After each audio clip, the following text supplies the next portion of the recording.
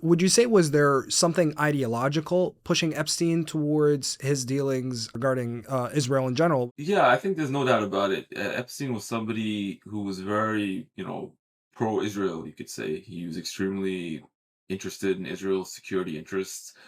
It was almost taken as a given that he would be. He would just naturally do things or seek out opportunities to further Israeli political and security interests during this time. He expressed views in his emails that comported with that on numerous occasions, and his actions were all geared around that as well too.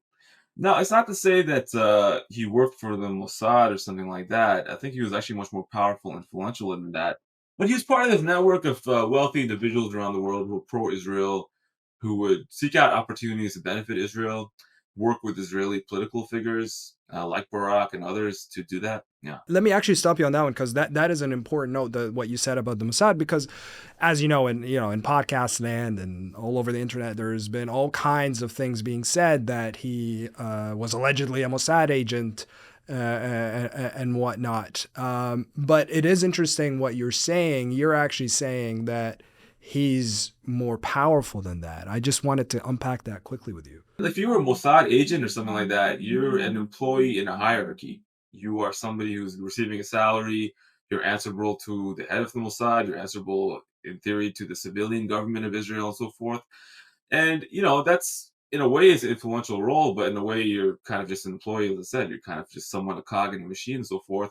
Epstein was definitely above and beyond that. He was part of this global transnational network of people who is free of any institutional constraints. He's not answerable to any civilian authorities and so forth.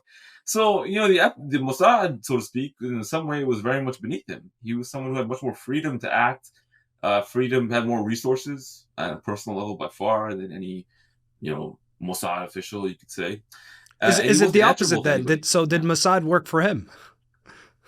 It's more like that, yeah. It's more like, when you look at these emails of him and Barack, they were deploying these Israeli intelligence-linked firms, these foreign countries.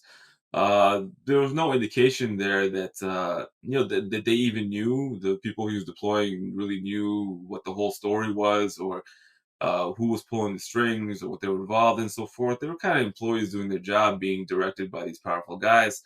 So it is more accurate to say what you said, that it was more like the Mossad was working for him, whether they knew it or not, to do this stuff.